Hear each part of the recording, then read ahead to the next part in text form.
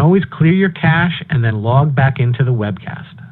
Okay, I'd like to introduce Ray Houdsakers. He is the Learning Solutions Manager for our project management portfolio here at the AMA. Ray, why don't you get us started? Thank you, Doug, and it's my pleasure to add my welcome to everyone joining us for today's webinar on project management for the accidental project manager. I would like to introduce everyone to our facilitator to today's session, Mr. Gary Chin. Gary has been part of the AMA family for 15 years in many capacities, primarily as a project management course leader, but also authoring the AMACOM book, Agile Project Management.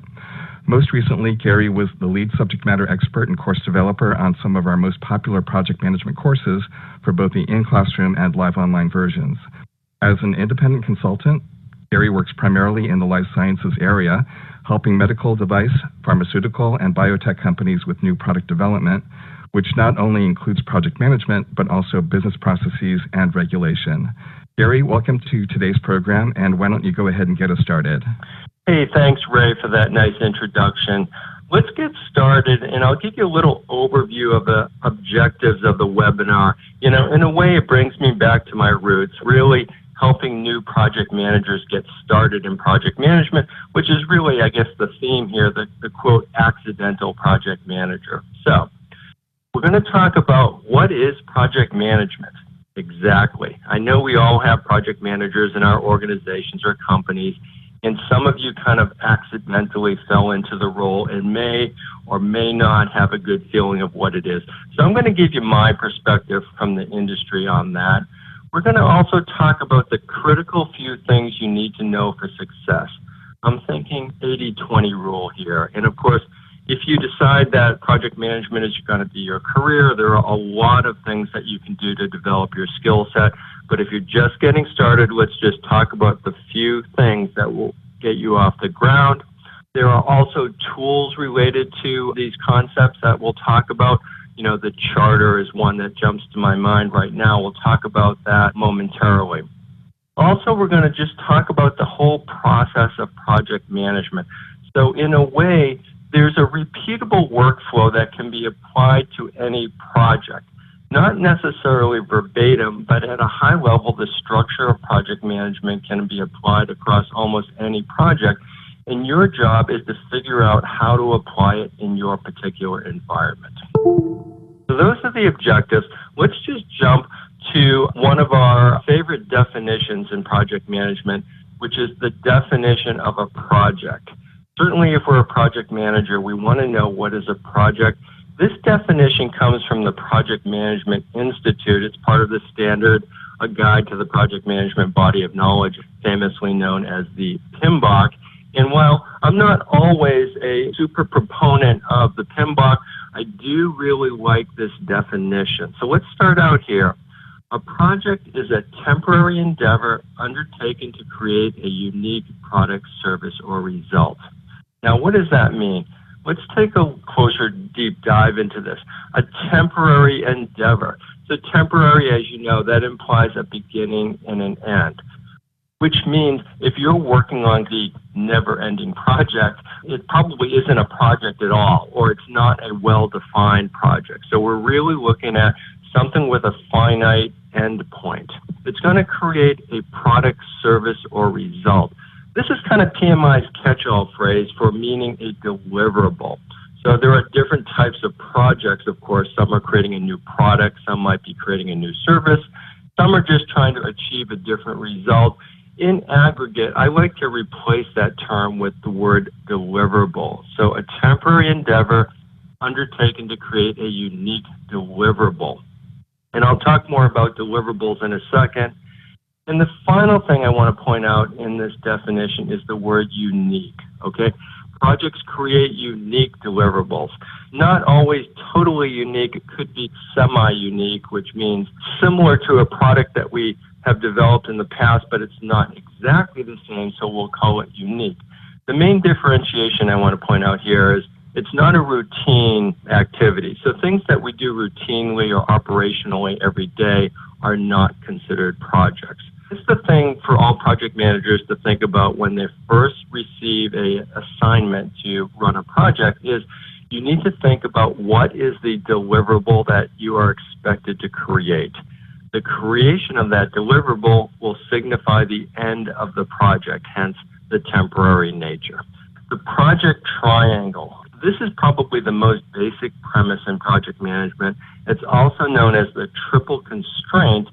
And the reason it's called a triple constraint, it's these elements of the triangle are constraining you, okay? So projects are really about creating a defined deliverable within a reasonably estimated time and with a reasonably estimated cost. And if you compare that definition to the project triangle, the scope of the project really is defined by the deliverable. So a really big, complex deliverable will have a large scope of work. A simple, smaller deliverable will have a smaller scope of work. And in order to create that deliverable, we need a reasonable amount of time and a reasonable cost allocated to the project to get it done. So Ray, here's an example. Have you ever been on a project with a seemingly totally unrealistic deadline? And if you agree to that deadline, meaning the time side of this project triangle is kind of out of sync with the scope and the cost, what are you essentially doing?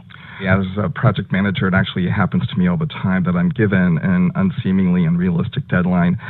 When I do agree to it, I feel like I'm backing myself into a corner and setting myself up for failure. Yeah, and actually you're exactly on target. That's exactly what's happening. This will always happen to us as project managers. It seems to be like one of those laws of nature. Okay, everyone wants things done faster than they can realistically accomplish them. The key is when you're dealing with your manager or your customer and it's basically your opinion against theirs of how long this thing is going to take, guess what? You lose, okay? Usually you end up accepting the time schedule that your manager or customer gives you. What I want to try to get you to be able to shift that discussion from your opinion against theirs to their opinion against your data, okay? Right. So the discussion should go like this. Hey, boss, it's going to take 4 months to get this done, and here's all of the scope of work that we're going to be accomplishing during those 4 months. You want it done in 3 months? Yeah, I can do that. Tell me what you don't want me to do, meaning tell me which elements of scope you want me to reduce or increase the resources or cost on my project so I can hire more people and get the same work done in a faster period of time. So those are the kind of trade-offs that we get to with the project triangle. Mm-hmm. Makes sense. So if you can look at it this way, project management is about getting projects done within a specific business environment. So within your particular environment, think about what's going on. There are corporate goals. There are management goals. Maybe your direct manager has specific goals. Maybe your director or vice president has different goals. There are individual skills, knowledge, and experience, the people on your team. They could be highly experienced or less experienced. You have customers for your projects, and they have different expectations. You have existing products and processes that you have to use within your organization. You might have other projects or priorities going on within your company. Of course, there's external influences like competition or other outside forces. And basically what I'm trying to say here is, as a project manager, I can give you the high-level framework for how to manage a project, but you need to adapt that framework based on some of these elements I'm talking about here to make it work in your specific business environment. So, Gary, are you saying that two companies that are trying to create the exact same deliverable would approach the project in vastly different ways? I'm not sure if it would be vastly different ways, but it definitely could be different ways. So, yes, you're right on that point, Ray. If my project is the highest priority in the company, people on my team and supporting managers and the like are going to behave one way. If I'm trying to conduct the same project in another company where the priority is like 15th on the list and no one even knows it exists, well, guess what? People assigned to my team are going to behave differently, and it's going to be a little trickier for me to get it done. I'm going to have to go about planning the project a little differently. Mm-hmm. So those are the types of things we need to take into account. So here's a little more on the project management process. I like to think about it as asking the right questions of the right people at the right time so that the right actions can be taken at the right time. Gary, but isn't the project manager expected to be the expert and have the answers to all these questions? Yeah, I think that might be one of the misconceptions or myths in the world of project management. I think in days gone by, when project management first started out, you're right. The person who got elevated to be project manager was the expert in everything. Right. However, in today's corporate environment, it's very complex. And it's actually rare that we can find a single person who's an expert in everything. So really, the modern project manager is more of a facilitator. Okay, They bring the right subject matter experts together and they start asking them questions. Now, they don't have to be an expert on everything, but they probably do need to know enough about the field to be somewhat knowledgeable and understand what the experts are saying. Sure. So, for example, I'm an engineer by background, and I work in the medical device field, which has a lot of engineering aspects to it. So when I'm facilitating discussions among engineers, they're experts in optical engineering or mechanical or electrical engineering. I'm not an expert in all those areas, but I know enough to understand what they're talking about and to stitch the whole plan together. There are other areas, regulatory and clinical areas in my field that I'm not formally educated on, but I learned enough during my career to really understand how they fit with the other areas. So I like to think of the project manager as the person who is the integrator, the person who can pull all of the pieces together where team members are focused on one aspect of the project. You're focused on pulling the big picture together, which really, in my mind, makes it an exciting job, an exciting field to be in. Got it. Okay. Let me go on and give you a quick primer on the project management process. So this also comes from the PMBOK, the Project Management Body of Knowledge, where PMI has defined these 4 key project management processes. Initiate the project, plan the project, execute the project, close the project. Let's take a closer look at the initiation phase. In this area, we're answering the questions, why are we doing this project anyways, and what are we creating? If we go on to the planning stage, this is where we get our team together and we estimate how long is it going to take and how much is it going to cost. After we have our plan, we go to execution, which is doing the plan, basically performing the work. If you'll notice, there's kind of that back and forth arrow between plan and execute. And this is one thing I want to point out. Typically, we think of initiation, planning, execution, closing as sequential processes. But once we get into real projects, we find that there's an iterative nature to it. So we plan the project as best we can. We start executing. We find that things go off plan. Okay, I've yet to encounter a project that went exactly according to plan. So what do? We don't just throw the plan to the wind and fly by the seat of our pants the rest of the project.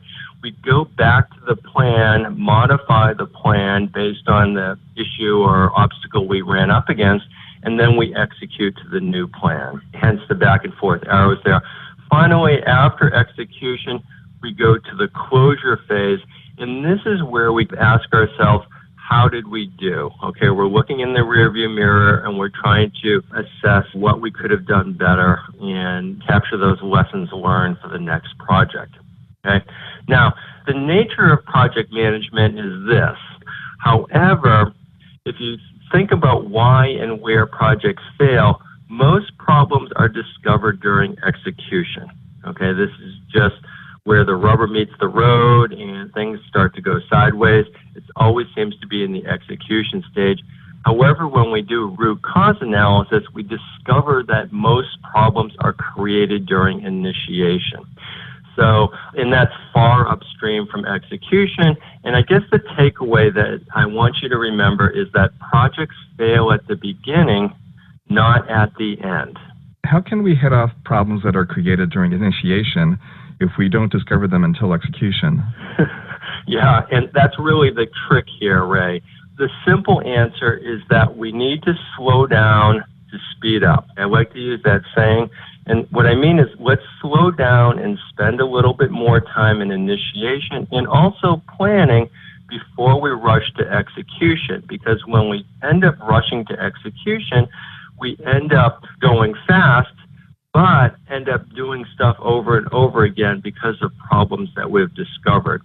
And this is a tricky thing, and it really, think about this in the context of your own company. Mm-hmm. A lot of managers, I would almost say most managers, don't fully understand the nature of project management. And once they have an idea of a project in their head, they want to see action. Okay, they want to see work being conducted. Right. They want to see wood being cut, nails being hammered, code being written. Because that's execution work, that's progress, okay? Sure. They don't want to see initiation and planning activities, which are meetings and discussions and drawing on the whiteboard and interviewing customers.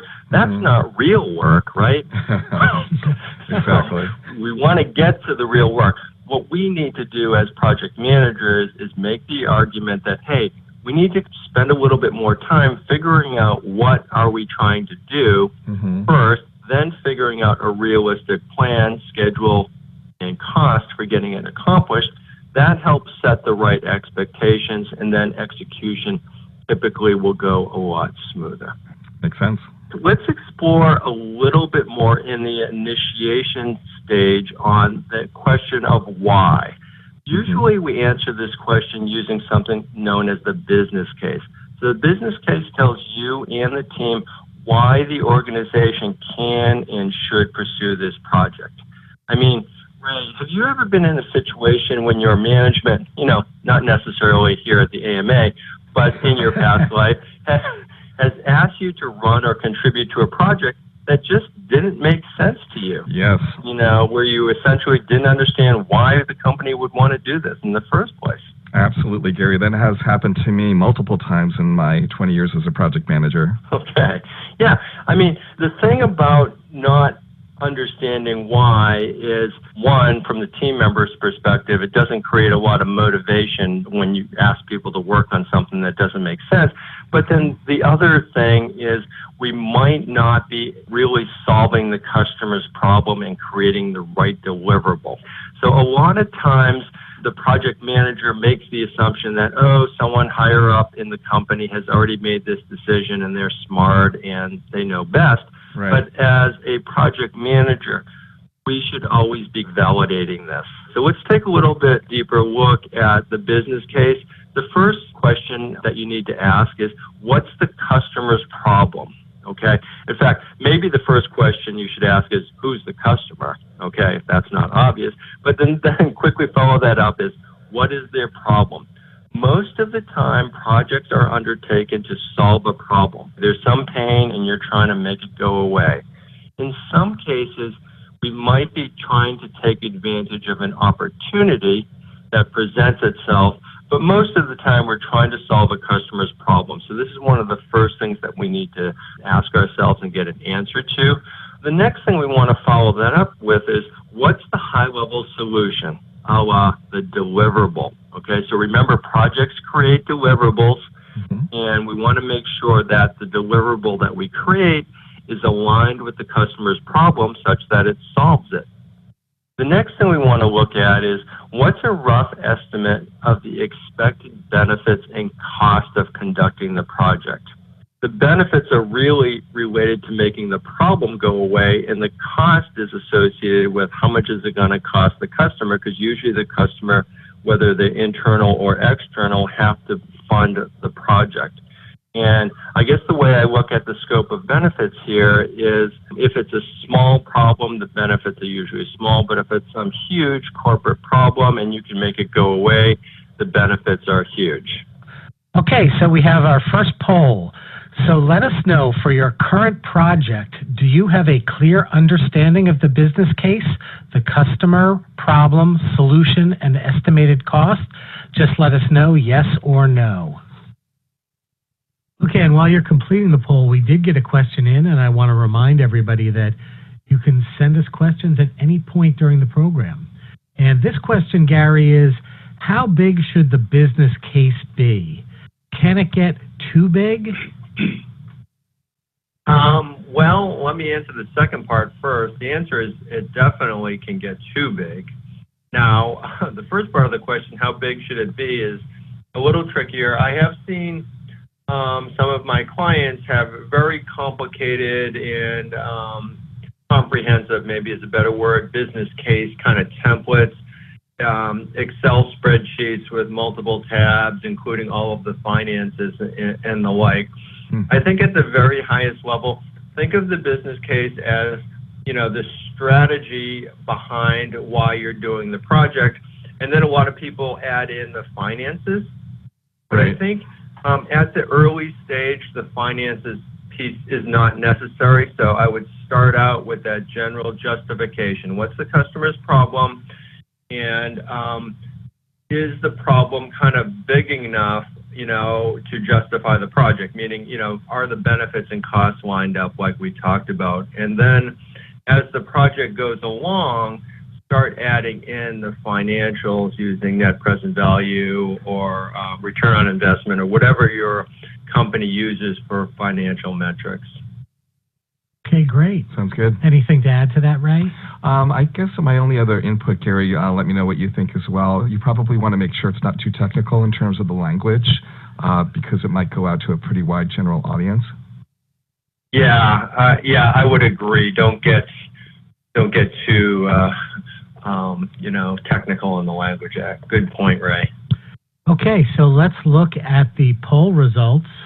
They're coming in, so it looks like 60% said yes. What do you think? I think that's pretty good. Yep. I mean, of course, there's room for improvement, right? I mean, the thing is, this is like one of those kind of behavioral, cultural things. People tend to get more motivated when they understand why they're doing something. So I've found that even people on very large projects that are working on, down in the trenches, if you will, get motivated and are interested in how their work contributes to the bigger picture, So the people who said no, I would encourage, just asking the question to your project manager or to your manager, exactly, what's the business impact of us doing this project? Exactly. Good point. Makes sense. And it's also important, I think, to communicate that during the project to everybody involved.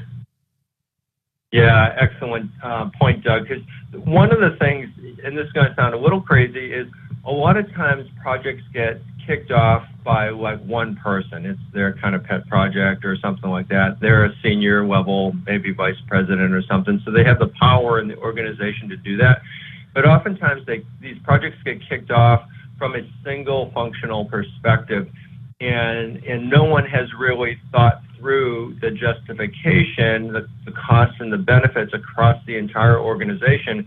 And when you do that, things could start to fall apart. So in a way, I think it's the responsibility of the project manager to make sure that the business case holds water from all the different perspectives, not only, say marketing, but also R&D, manufacturing, financial, whatever the key areas are in your business. Make sure everyone is aligned on the business case. Great point. Sounds great. Okay, let's get back to the program. So, Gary, in the case where the project manager and the team don't really understand the business case, isn't it possible that the project won't really solve the customer's problem? Yes, it is. And that's really the project manager's problem. So again, we judge success in a couple different ways. The most simplistic way to judge success is time and budget to create the defined deliverable. So that's the core, the minimum requirement for a project manager. But as we go to the next level, we're not just creating a deliverable, we're creating a deliverable that solves the customer's problem. So that's really the end goal here. So you're right. We need to solve the customer's problem, and understanding of the business case, that question of why are we doing this, really is integral to that. Yep, makes sense.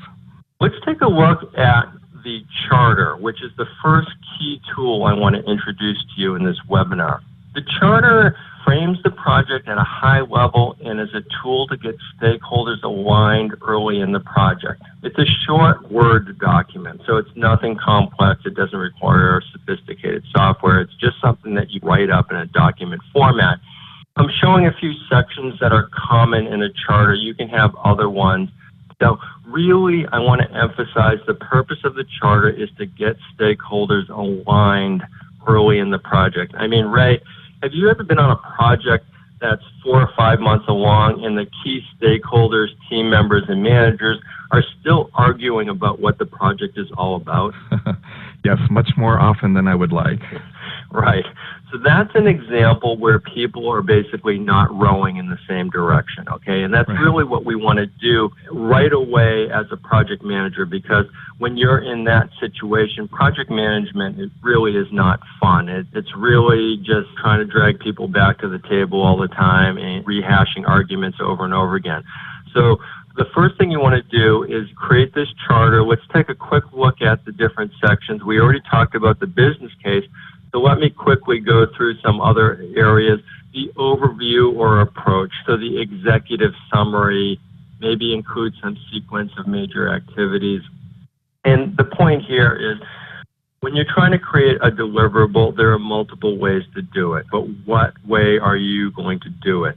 Are you going to develop a new product from scratch? Are you going to enhance an existing product? Are you going to acquire a small company and build off of their platform? What's your approach for creating the deliverable?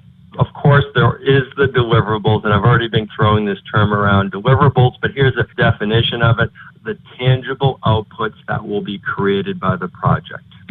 Gary, in the business case discussion, you mentioned expected benefits. Are deliverables and benefits the same? They're related, but not exactly the same, okay? And actually, I'm glad you brought this up, Ray, because this is kind of a little bit of a confusion point with project managers in that the purest project managers will say we create deliverables. They're tangible outputs. It's the product. It's the service. It's the thing that was created by the project team. The benefits are things that are obtained by the organization as a result of having the deliverable. So a simple example is I have a deliverable that's a new product. The benefit is that my company's going to have increased revenue and increased profits. Got it. Yeah. So the key area that we need to think about as project managers is, will the deliverable lead to the desired benefit?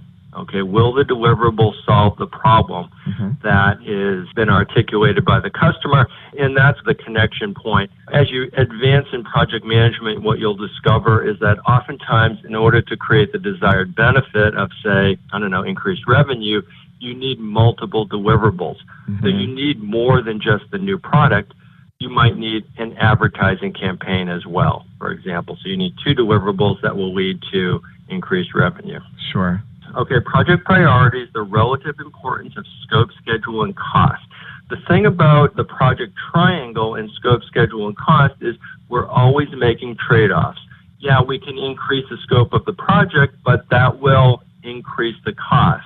If we want to reduce the schedule of the project, we can reduce the scope or increase the cost. So there are all of these trade-offs, and there's not necessarily a right or wrong. What I like to do is go talk to my management or customers and say, hey, boss, for this particular project, what is the most important thing to you? Scope, schedule, or cost, And basically, as a project manager, that tells me, okay, boss says cost is the most important thing, not a penny over $20,000. So I'm going to define my scope of work and create my project schedule based on that constraint of not going over 20,000, because that's my milepost, if you will. And it could be a similar discussion if the boss said schedule is most important or scope is most important. Sure, makes sense. Assumptions, you probably know what assumptions are. Something taken as fact that isn't proven to be so. Gary, aren't projects, though, about hard data and facts? Why are we talking about assumptions? Yes and no, Ray. In the ideal case, projects are about hard data and facts. The thing about projects is early on, especially on projects that are just getting started, the facts haven't and the data hasn't materialized yet. Okay?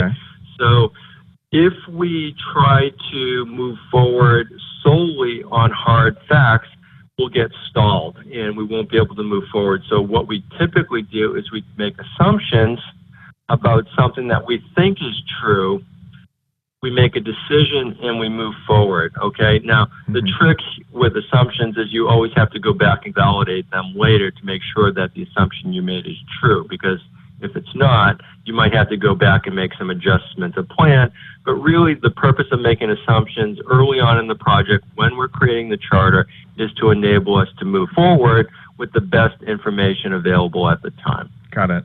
Stakeholders, or PMI calls them, people with a vested interest in the project. Here's a little bit more definitive definition. Those who benefit from the project, contribute to the project, and or are impacted by the project. And the key element here I kind of want to point out is people can be positively or negatively impacted by the project, and we always need to take that into consideration. Wait a minute, Gary. I'm not exactly sure I understand how a stakeholder could be negatively impacted by a project.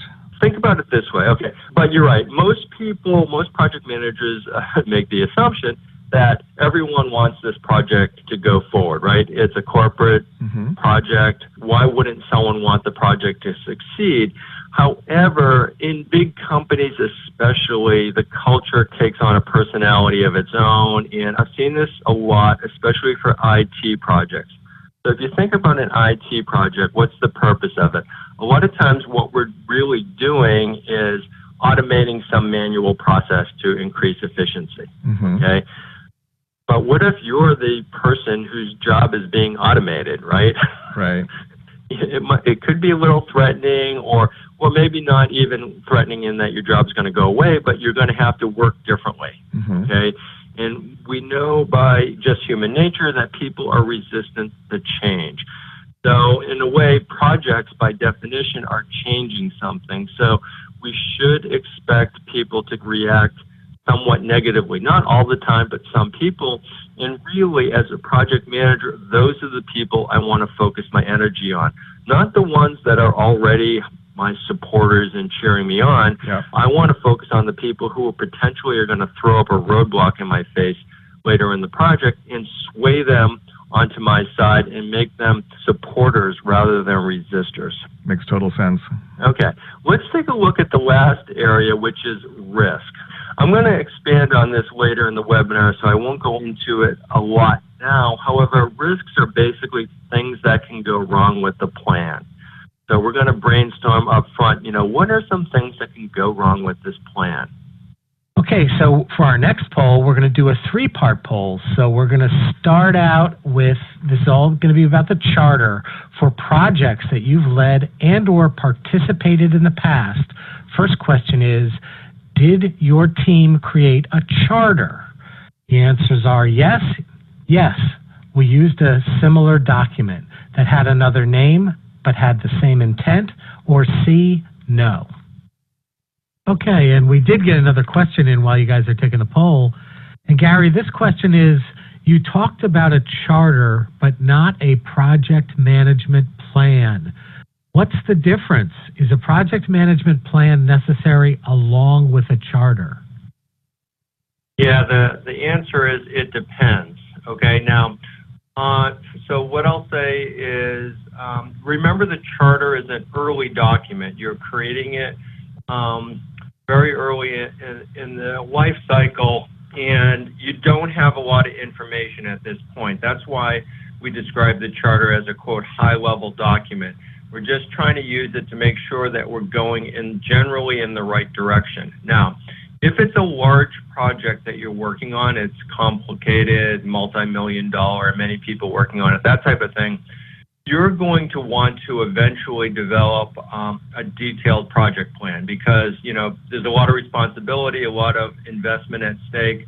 You need a lot more detail, hence kind of the detailed schedule and resources. So part of that early stage of the project really is to develop that detailed plan for moving forward, and in which case at some point you will transition from the charter, retire the charter, and transition to a more detailed, some people refer to it as an integrated project plan.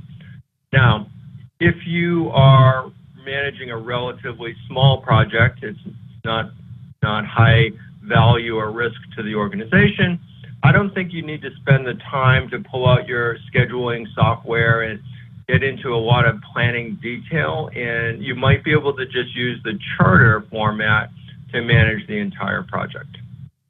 Gotcha. Okay, let's look at the results of the poll here. It looks like we're pretty fairly evenly split here. What do you think? Yeah, it looks like, well, the first two, the yeses, and yes, we use a similar document. So the second category, I think, is fine. Some people use different terminology, but with the same intent. So that's about 2/3 of the people are using a charter.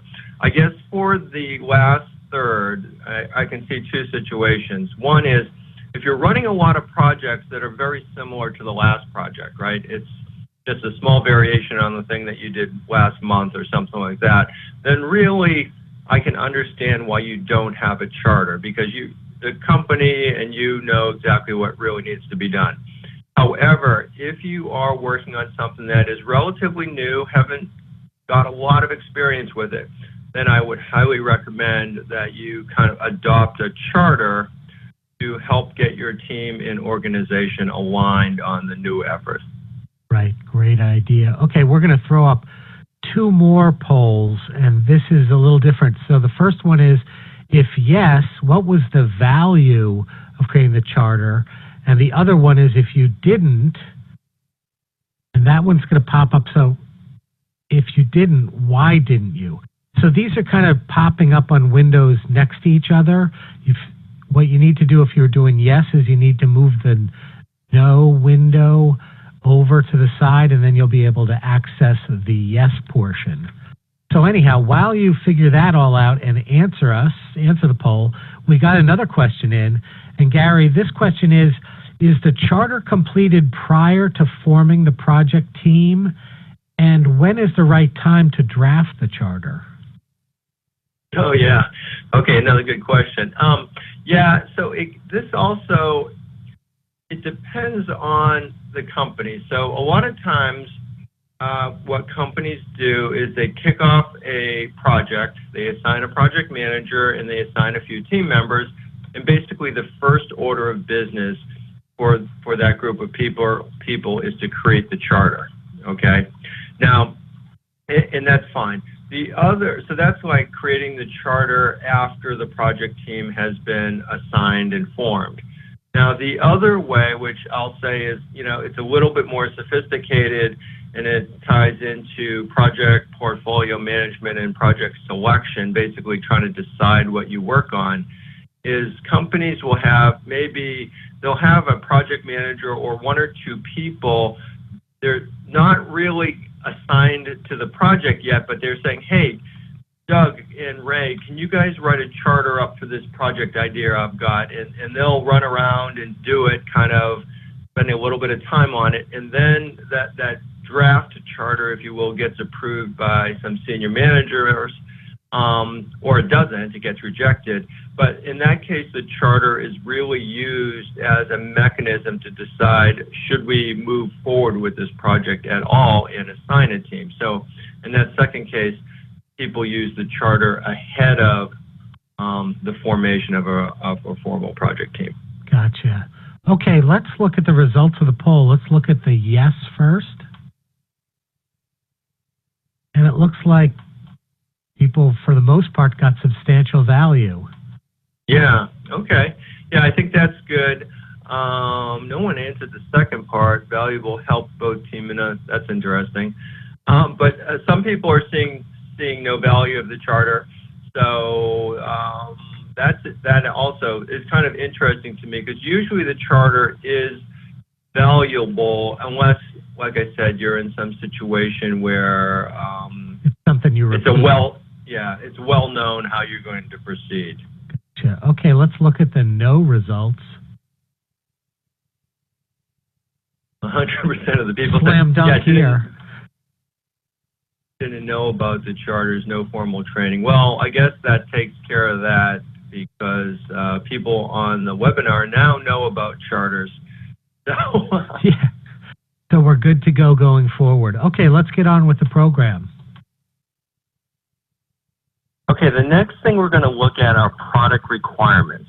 These are things that describe the deliverable of the project in detail, and I think that's the key. And a good understanding of these helps to ensure that the customer gets what they need. Requirements can be described in a lot of different ways, and companies have their own way of defining requirements by and large. However, three critical areas that I'm going to talk about: physical characteristics, quality characteristics, and behaviors. These are all areas that are more or less generic related to project deliverables.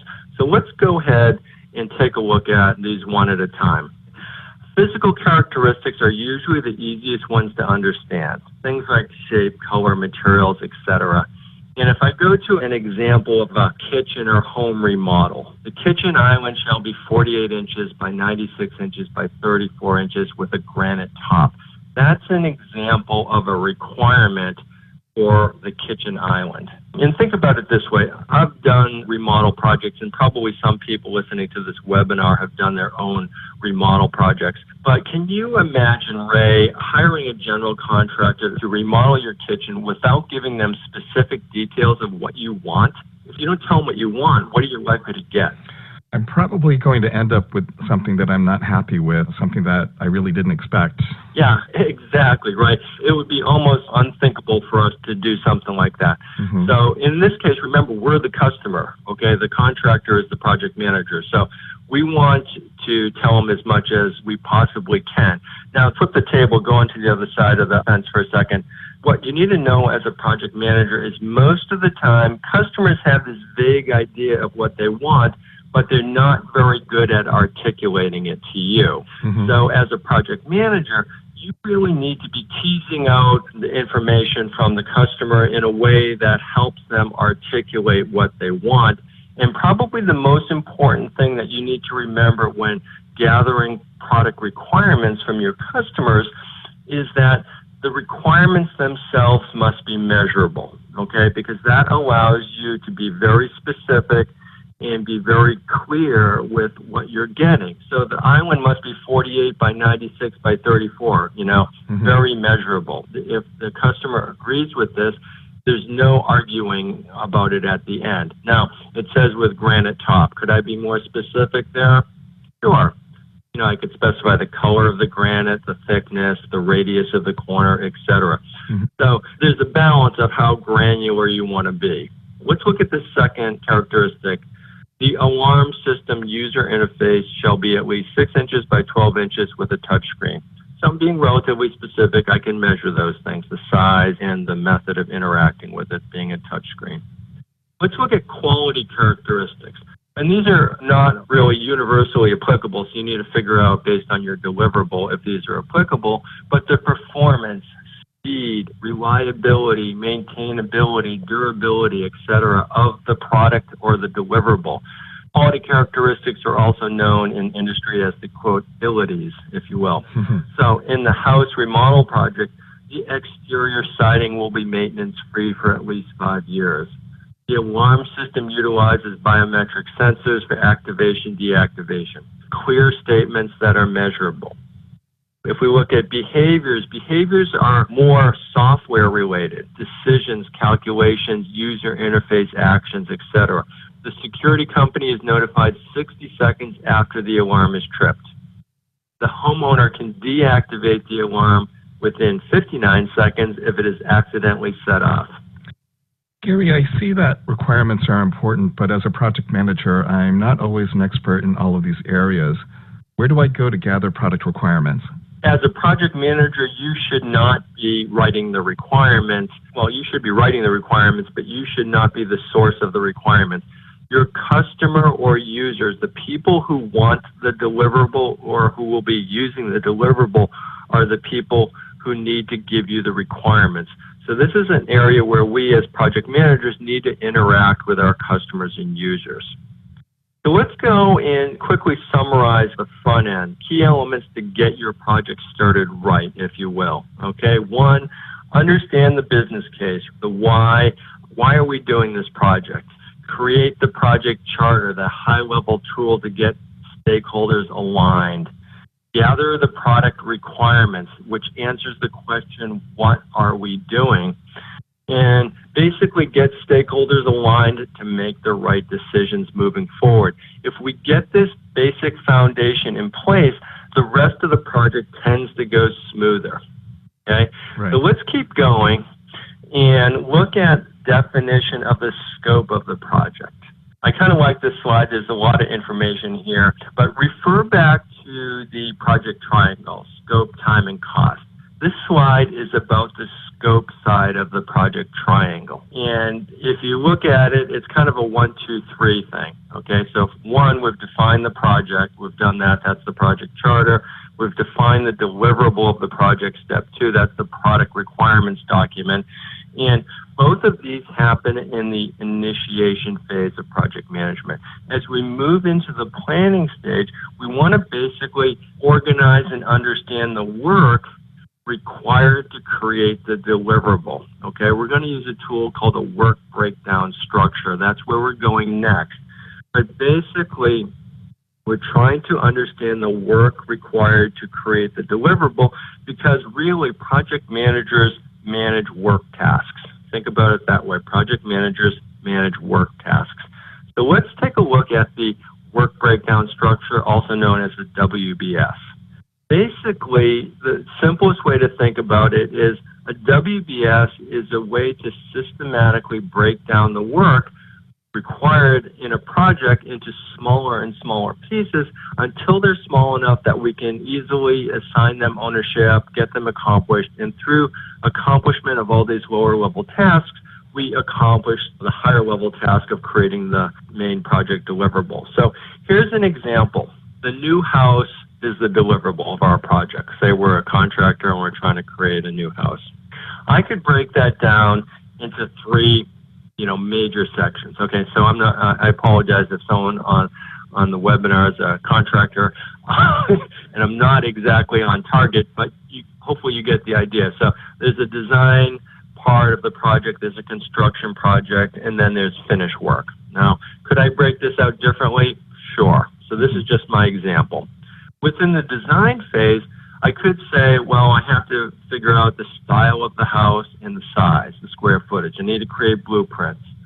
I need to define my interior finishes and fixtures, and I need to have some landscape design. Now, one thing I want to point out before I go further in the work breakdown is we're not talking about sequence of events yet. We're just talking about definition of work. Okay. Let's look at the construction piece. I need some excavation and foundation work. I need some framing. There's some utilities. There's exterior work. And finally, on the finish work category, I might just break it down into interior, finish work, and landscaping. Scope equals the total of all work tasks to be performed on the project. So going back to the project triangle and definition of scope, really all of these lower level work tasks combined together could be considered the scope of the project. And could I break some of these tasks down further, like utilities, for example? Could I break that up into water and electricity and other things? Sure. Okay, so I might not have the right level of granularity, but this is kind of just an example. For a real project, I would really encourage you to go down to the level of detail where you can start to assign work tasks to individual people on your project team. That's probably the best single rule of thumb. The other thing I want to point out is I kind of made these as like yellow boxes. And the analogy is that they're yellow sticky notes. So if you're going to do this exercise with your team, get in the conference room, pull out your sticky notes, and use the whiteboard. The nice thing about sticky notes is that you can move them around, change them easily, and whatnot before you actually get into a software tool. Mm-hmm. Now, the next thing you want to do to get to a schedule is to take all of these work tasks and put them into sequence, okay? Based on an understanding of dependencies, we put our work tasks into sequence. Basically, we're answering this one simple question: what task must be completed before I start this other task? And that enables me to put all of my sticky notes into a logical sequential order. So really, if I read through this, the first thing I really should do is figure out the style of the house and the size of the house.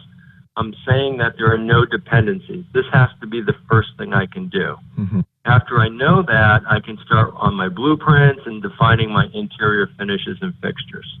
After my blueprints, I can do my landscape design, and I would say I can excavate and do the foundation, but wait a second, there's a permitting task. So I threw this in as just an example of like, when you get to this point in the project management planning process, a lot of times we forgot something in the work breakdown structure. If we did, insert that new task here, kind of flow out all the sticky notes, and really what we have now is the starting points of a project schedule. The next thing I want you to do is assign ownership to these work tasks and then get an estimate for how long is it going to take. When we talk about estimates, we're talking about calendar duration usually. So I put some times up here. Oh, it's going to take 10 days, 15 days, 50 days, whatever. And now I'm getting an understanding of how long the project's going to take. So we've really quickly gone from what are we doing, which is the yellow sticky notes. We've assigned ownership, estimated duration, and now we've really gotten to a schedule. And once I'm to this point, I can really switch over to a software tool. So at this point, I still have a bunch of sticky notes on my whiteboard. I switch over to our famous Gantt chart, which is the most common view probably of a schedule out there. And this is a software-generated tool where the same work tasks are listed down that left-hand column. The durations are in the next column. In this case, some ownership has been assigned, and then the work tasks are depicted by these short or long bars which go along a calendar. So this is really what we ultimately want to get to, but we get to it by going through this work breakdown structure, network flow sequencing exercise. Okay, at this point we have a project schedule in place. I'll call it our first pass project schedule. But let's shift gears a little and talk about risk management. Jerry, you mentioned risks back in the beginning when you discussed the charter. Is this a different risk topic now? No, it's the same risk topic, but at a different level of detail. So really, when early on in the project, we didn't have a lot of information when we were creating the charter. Risks were very high level. Now we have more of a detailed schedule. We can make our risk analysis a lot more detailed as well. So that's really what we're talking about here. There's kind of a three-part risk management process that I want to take you through. One is identify the risks. So the easiest way to think of this is it's a brainstorming. I get my project team together, maybe a few other smart subject matter experts. I look at my project plan, my schedule that I've just created. I ask the question, hey, what can go wrong with this plan? And believe me, all the hands go up because people are natural cynics. Sure. There's plenty of things that can go wrong. Absolutely. Okay? But we don't want to leave it at that. We need to then assess the risk. So for every risk that someone identifies, we want to look at it along two characteristics. What's the probability that that risk will actually happen? And what's the impact to the project if it actually does happen? So, simplistically, high, medium, low probability, high, medium, low impact. And you can probably guess by the color coding on this little grid where we want to pay attention as project managers. The red zone, the upper right, things that are kind of highly likely to happen, and when they do happen, will have a high impact on the project, a high negative impact, that is. Contrasting that lower left, the green zone, are areas we probably don't need to pay that much attention to. We'll just note them right now. In the yellow area across the diagonal, those are kind of professional judgment on whether or not you want to do anything about them. So the key thing to remember here is step number 3, respond to the risks. If we do have a red area risk, we don't want to leave it at that. We want to actually do something to address the risk. So, for example, in the home remodel project, if there's a risk that our electrical contractor is not going to show up. He's going to flake out because we have experience with this guy on previous project. He's the least expensive guy we can get, but, he's not very dependable. That's a risk, okay? Well, one way we could respond to that risk is get a backup electrical contractor or just hire a different electrical contractor. So those would be examples. And the second one of get a different contractor would basically require us to change our project plan. Mm-hmm. We get a different guy. He might actually require more time to do the work and charge us more money. So we're increasing our schedule and cost. We need to make those adjustments. But as project managers, we feel that it's worth it to not have the risk of dependability and potentially poor quality work. So that's how we kind of think through the risk management process. So in a way, what we're doing is we're risk adjusting our plan, okay? Mm-hmm. So we never really want to have a best case plan, or we start out with a best case plan, let me put it that way. But most of the time, everything doesn't go according to plan, so we want to make risk adjustments to our plan before we share it with our management or customers. So let's take a quick review of where we are right now. Remember the initiation phase? That's when we're creating the charter and the requirements. We go to the planning phase where we created the work breakdown structure and schedule. Now we're into the execution phase where we're actually performing the work and tracking status on the work. So let's move forward and take a look at execution.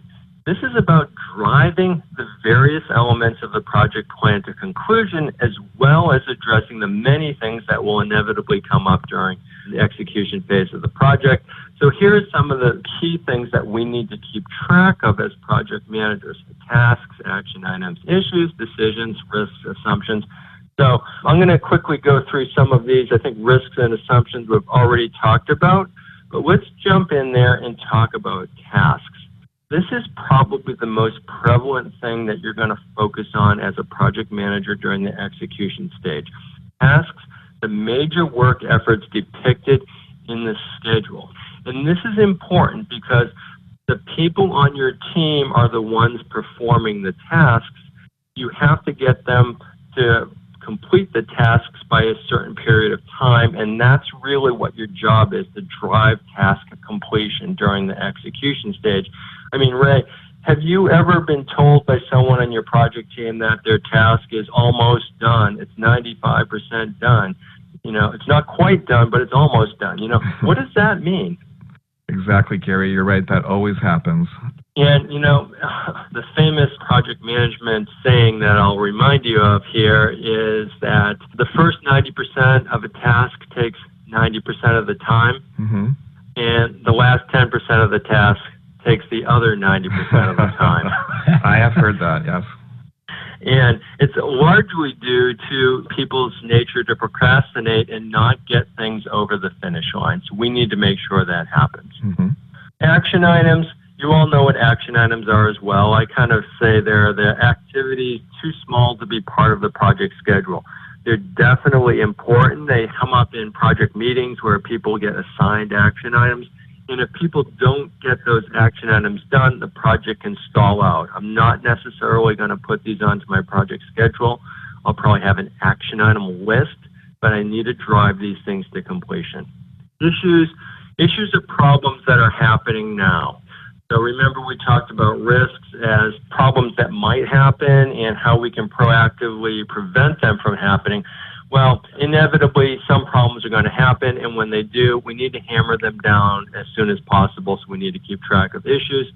And then decisions, the last thing, the resolution to a question by a person of appropriate authority.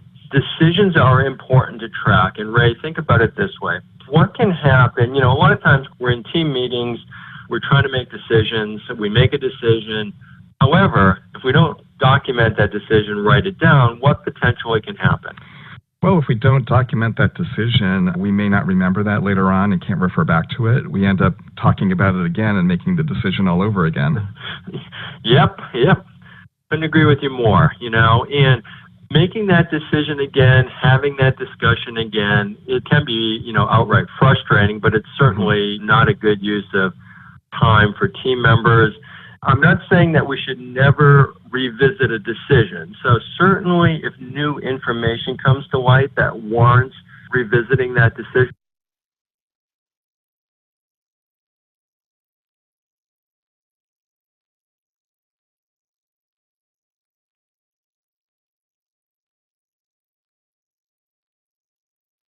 common reasons that projects go off track.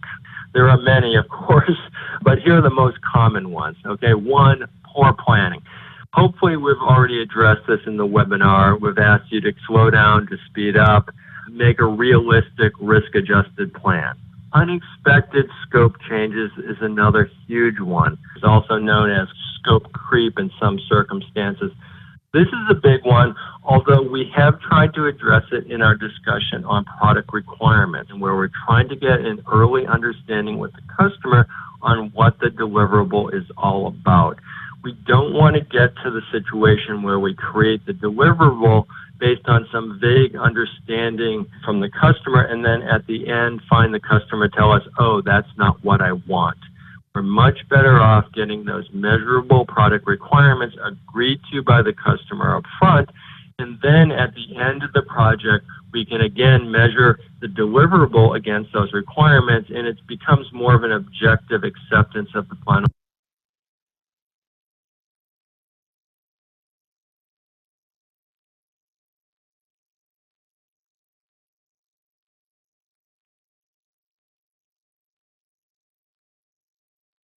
That we prevent issues from happening. So think about it this way. If you're on projects where fires are constantly popping up and there's all sorts of problems, really what you should be doing is thinking about how can I perform better risk management. Now, a few things that we haven't talked about yet that could cause projects to go off track. Team members just don't deliver, okay? And there are all sorts of reasons for this. You probably can visualize areas where team members commit to something and they just don't deliver for a number of reasons. And then finally, the area of the project manager not managing the project. I think this is a very common thing for new project managers. They have a plan, they collect status on the plan, people say, I'm behind plan. So they just adjust their plan to reflect what's actually happening. That's not managing the project. That's recording what's happening on the project or watching the project. Managing the project is about taking definitive actions to get your project back on track. Oh, we've fallen behind schedule. What can I do? Well, I'm going to recruit additional resources to speed up the next task so I can get back on schedule. Or I'm going to make a scope change to eliminate some of the work. What am I going to do to get my project back on track? That's managing the project. Okay, Gary, we have a quick poll here, and the poll is, why do your projects go off track? And we'd like you to select the top 2 reasons that your projects go off track or have gone off track in the past. Poor planning, unexpected scope changes, unexpected issues, team members don't deliver, or not managing the project. So if you would, select the top 2. Okay, and we have gotten a number of questions here. And Gary, the next question is, should the potential economic impact of your risks be reflected in your budget? The answer is yes. Short answer is yes. Let me rephrase that a little bit. Risks are not always economically, impactful. In some cases, they can for sure. What I would say is that risks should the impact of risks should always be quantified. So what that means is make sure that you understand what exactly is the pain that will be felt if the risk event occurs, right? And it may be financial or economical, but it also may be felt by some internal function. It may be an operational risk or a regulatory risk, or a commercial risk or something like that. So it doesn't have to be economically focused, but the impact should be quantified. Great. Okay, let's look at the poll results. It looks like there's a checkbox for each. What do you think, Gary? Well, Yeah, poor planning, unexpected scope change. Yeah. I mean, I think, it makes sense. All of the above should be one of the the things that you can select. So I totally get this. I mean, hopefully the first one, which is half of them, the biggest category, poor planning, that maybe this webinar is helping you pick up a few nuggets that will help address that. Scope changes, those are a fact of life for project managers. We have to deal with those. The unexpected issues thing, I would say, is also common, but the unexpected answer to that is when you get a lot of unexpected issues, really what it means is you're not practicing good enough risk management. So that's, while we didn't spend a lot of time on the webinar talking about issues, we did spend some decent amount of time talking about risks. And really that's what it's all about, trying to figure out what can I do proactively ahead of time to knock down that list of unexpected issues. Great. Okay, we have a little bit of time left in the presentation, so if you do have questions, please send them in. We will be doing questions at the end, so let's get on with the program for now. The one thing I like to suggest to all project managers is basically what I call clearing the path. Essentially, stay one step ahead of the plan. Look for the next task that's coming up, find out who owns it, and go stand at their desk and make sure it's going to get done. So this goes to people not delivering on their commitments. There's all sorts of reasons. Their boss told them to do something else, their kid got sick, they went on vacation, whatever. We need to get ahead of the plan and make sure that if one of these things pops up, we can address it immediately. Oh, my boss told me I needed to work on something else. Well, the next stop is the boss's office, and make sure that they reprioritize things. So clear the path for your project team, enable them to get their work done, and don't give them the excuses to not deliver on the project plan. The next topic I want to shift to in the execution stage is status reporting. So anyone who's been a project manager for any period of time knows that you have to report status. So what do you report? Well, the stuff you tracked. Action items, tasks, issues, decisions, plus your assessment of the status and any recommendations. So quickly, we already talked about the stuff you track, but what is your assessment? This is your interpretation of the data. Project management creates a lot of data. Somehow you need to make sense of it, turn it into information, and then finally, what you really need to do is make a recommendation. So you've assessed the situation. Your recommendation is what you think the team, management, and or you as project manager should do. So most of you will have some kind of standard status reporting format at your company, so I recommend that you use that format. Finally, the last project management phase, closure. This is really about after the project deliverable has been created. You're winding down the project in an orderly fashion, taking one last view in the rearview mirror. Generally, there's a low cost and high benefit to completing this activity. So the reason I say that is closure is probably the most often forgotten, or maybe I should say ignored, part of project management. However, we can really reap a lot of benefits from doing a good closure on projects. The challenge is the benefits are not reaped now, they're reaped tomorrow on the next project. So we're going to talk about two things here: gathering historical information and lessons learned. What is historical information? Well, this is the actual data on project schedule, budget, and scope. So remember when we made estimates for how long is the project going to take, how much is it going to cost, all of those types of things, those were just estimates. And if we have historical information on past similar projects, it really makes those estimates a lot better. Second is the idea of lessons learned. Okay, so what did we learn from the project? Basically, what went well and what could be improved is the simplest way to look at lessons learned. Things that went well, hey, let's do them again next time. Although things that can be improved, that's just a nice way of saying things that didn't go so well. Those are things that we need to look at. How can we do them differently next time. And just think about it this way. If I just did one thing differently on my next project that caused a major disruption in my last project, man, how much is that worth? You know, how much pain will that alleviate for you? Okay, let's go into the summary of the webinar. So what did we talk about? Well, step number one, understand the business case. Why are we doing this project? 2, use the charter to define the project and get key stakeholders aligned. Do this as early as possible. Then gather the requirements. Ensure that you create the right deliverable. And remember, we need to engage our customers and users in the process of gathering requirements. Next, define the work tasks necessary to create the deliverable. This is the work breakdown structure with the yellow sticky notes on the whiteboard. It's a brainstorm with your team. Determine task predecessors, estimate durations, and basically put your project into sequence to create a schedule. This is where we're taking the sticky notes from the work breakdown structure and putting them into sequence, creating the schedule. 7, track task completion, action items, issues, and decisions.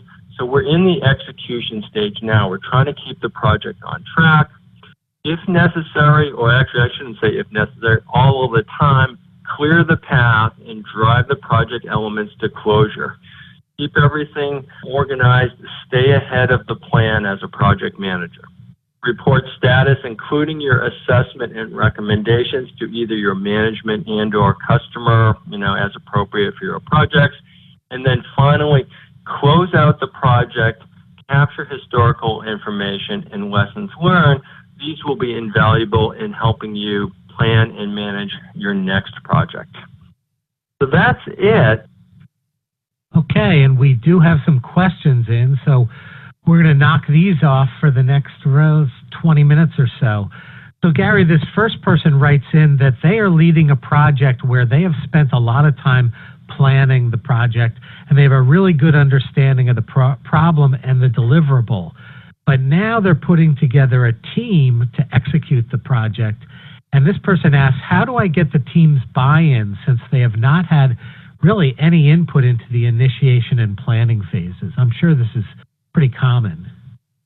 Yeah, somewhat. And I really commend the person who asked the question because they're thinking about the right things, because execution is not just about telling people what to do and hoping that they do it. It's really about getting the buy-in that this person is mentioning, getting that commitment to deliver on the desired outcomes.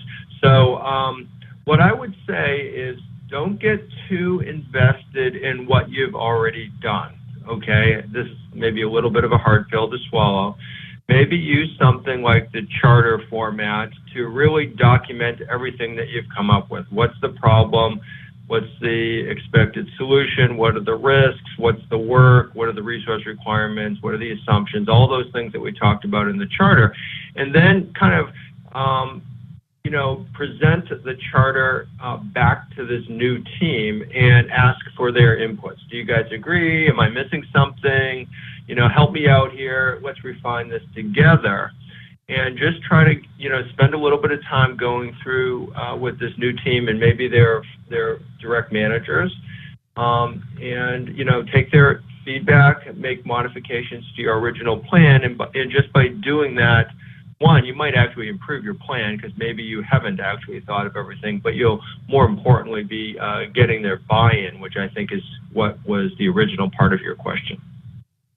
Sounds great. The next question is that this person's company has a very high focus on quality, and they wonder, how does quality fit into the project triangle? Yeah, there's a couple different theories on that, okay? Some people actually say, well, quality is the fourth side of the triangle, so it's like a rectangle. Really, the way I like to look at it, and the way I believe PMI, the Project Management Institute, looks at quality is that quality is baked into the scope side of the project triangle, okay? And what I mean is scope is related to the deliverable. So how high quality is your deliverable? And most companies, have been around for a while, and they have like an internal sense of how, what level of quality is required. And basically the reason you have to think about this is you don't want to over-design your deliverables, your solutions, if you will, make them better than they have to be, because what can happen is the customer or the end user doesn't see the extra value that you're putting into your deliverable, but it still costs you more time and money to make that happen. That's, in the industry, we call that gold plating the deliverable. And, maybe a more specific example is, like, I work mostly in the life sciences industry, so medical devices, pharmaceuticals, biotechs. Now, these are, very, because they involve, patient health and disease and things like that, the requirement for quality is quite high, right? You cannot design a machine to hook up patients to that, doesn't work very well or doesn't work all the time, right? Right. So exactly. what that means is they do a lot of testing and retesting to make sure everything works just fine. In a past life, I worked at one of these .com companies, an internet company, where, we were cranking out new code every day, really good guys, okay? However, the level of quality was not necessarily at the same level. Now, did we want it to work? Of course, right? But if the website didn't refresh exactly as fast as we wanted it to, it's not life or death. It refreshes at 1.1 seconds instead of, 0.8 seconds or something like that. It's like, maybe no one even noticed. Yeah, exactly. Somebody asked a question, is there an outline for creating the charter, or do you just, make it up? Do you have any resources for that? Yeah, actually we do. Do we have a template that we give out on the charter, Doug? I guess no, we don't. The answer is no. I think I have a template that maybe I can share it with you, and you can share it with the person who asked that question, or everyone who's on the webinar for that. Okay, yeah, we could do that, and then there's probably, you can find them, I would think, by Googling it. Yeah, maybe. But I definitely have some different charter formats right on my computer, so I'm taking a note right now to send you something. Okay, and I'll send those out when I get them from Gary. Okay, so the next question is, in terms of the project management team, is there a recommended limit regarding the number of people who are on the core team? Well, yeah, it depends, right? Yeah, a little bit depends. So I know, like, in like medical device industry, we usually have like around 6 people on the core team that represent all of the major kind of functional areas necessary to develop a medical device. So there's the project manager, then there's like R&D, operations, medical, regulatory, quality, and commercial or marketing. So I think what you need to do is think about, at your company, what are the key kind of functional areas that need to be involved in the project, and get a representative from each of those. Now, bigger companies have layers of, departments, if you will. So, for example, within manufacturing, there may be like procurement and supply chain and, inventory management and production or whatever, all underneath manufacturing. I would say in that case, you only need a representative from manufacturing, not every single department. Right, because it can get cumbersome if it's too large. Yeah, that's exactly the point. I've been on, I've worked with teams that have maybe 20, or even, I think at the high end, maybe as many as 40 people. Like in pharmaceutical companies, there's a lot of different departments, and everyone wants to be on the core team. But can you imagine having between 20 and 40 people on a conference call? every week, it's very, it's impossible to get a word in edgewise, right? So, and then these big teams, they hardly ever get together in person. So your point is exactly on target. If you had to put a number on it, I would have a number at 10 or 12 max. Gotcha. I think this is common with all the accidental project managers is, the people side of it. And this person asks, can you share some tips for getting others who are not direct reports to complete their tasks on time when they have multiple priority tasks on their plate? So, when you don't have a direct report, but you need their work, what do you do? Yeah, that's the bane of project managers, right? The whole idea of these team members having two bosses, right? Their functional management boss and then the project manager. And you're right, the human nature is like, well, my functional manager, my direct manager is the one who pays me, determines my bonus, writes my performance evaluation, all of that. So if Gary's telling me to do one thing and they're telling me to do something else, I'm going to do what my real boss tells me to do. So in this case, I would not even focus so much on the individual, okay, because they're the person who's between a rock and a hard place. Right. This is the discussion you need to have with the functional manager, okay, and maybe even their manager, right? Because the problem that a lot of companies have is they assign people to projects without really an understanding of like how many projects can this one person support plus do all the other things that we're trying to ask them to do. It adds up to 120 or 200% or whatever, and you get no production out of them. So you really need to have the discussion with the functional manager to make sure that they can commit the necessary, allocation of time from their guys to your project team. Okay, great. And we have gotten a bunch of questions in sort of about how do you handle the surprises that come up during the project. So I'll pick one of these, and this person asks, how do you handle situations when the marketing team changes the product requirements like right in the middle of the project? Do you have advice on how to manage that? I can't believe that happened. Come on. Never. Yeah, I mean, this is tricky, okay? So remember, there's a couple things, okay? One is, think about addressing this problem ahead of time, okay? This is referred to also as scope creep, and it's actually very common in project teams, okay? It's like we don't understand the scope well enough up front, so we figure it out along the way, right? And then the scope changes, which is basically what this person is describing.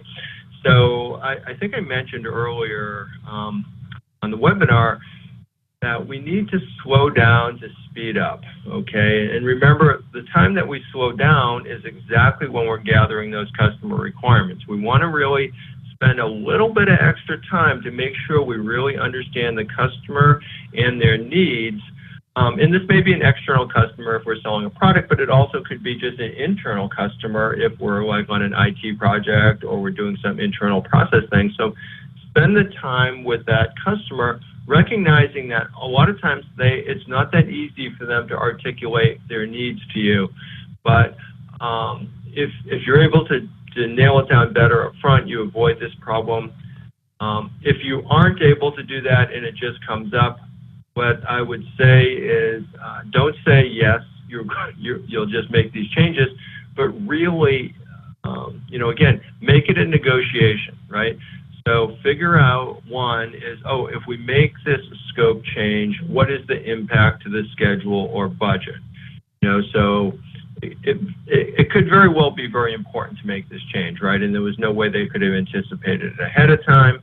But if it's so important, we should be able to justify the extra 6 weeks and $15,000 that it's going to take to implement it, or whatever the numbers are, right? And then have some senior level manager make the decision, based on the importance of making this change to the desired outcomes. Is it worth 6 weeks and $15,000? And then push that decision to management. Great. I think we have time for one more question. And this question is, someone who's listening in is interested in pursuing a career as a project manager, and they're wondering what type of education do employers look for when hiring a project manager? Yeah, recently, I want to say just in the last 10 years, the colleges have started having, I don't know about degrees, but programs in project management, but these are still relatively rare, okay? PMI, of course, which is what this course is based on, has this certification that they have, the project management professional certification. So some companies, big companies, tend to use like certifications as a filter. So they're getting, 100 resumes for a job, whatever. It's easy for HR to filter on, hey, do you guys have a PMI certification? But even that, what I would focus on, and like I help my clients hire project managers all the time, is really what you need is experience, okay? And you need experience in the type of projects that the company is conducting. So in my example, have you been involved in developing a medical product before? Have you been involved in commercializing a pharmaceutical product? Those types of things. So what I would actually suggest to the person, if they're really interested in advancing their career in project management, is just look around your company for the types of projects and just volunteer. Hey, I'll go in there and I'll be, maybe they don't want to put you in charge as the project manager, but maybe you can support them. There's the whole role of project coordinator, the person who kind of works the schedule and the risks and the issues, but maybe they're not the one who does all the presentations and everything. But right. Project managers love these so-called project coordinators because, in a way, you have to, put your pride aside a little bit and do some of this administrative work, get some experience, and if you do a good job, I think the advancement path is relatively quick in project management just because it's hard to find good people to do this type of work. It's very detailed. Yeah, that's excellent. Okay, well, we've come to the end of the program now. I want to remind everybody that we've been recording this program and the archive will be available later today, and if not, definitely first thing in the morning. And you access the recording, because I'm sure everybody's going to want to go back and listen to this. We've gone over a lot of information in a short period of time. You get into it using the same method you got into today's live program. Also, there's going to be a survey that pops up. We really, ask that you take the survey, give us some written commentary on, how you like the course, any issues you had. That really helps us out as we go forward and do this again. We will be repeating this course in the future, so watch out for it. And again, thank you, Ray, and Gary, as always. Thank you very much, Gary. It's been great. Yeah, been fun, Doug. Thanks. Okay, this program is now over.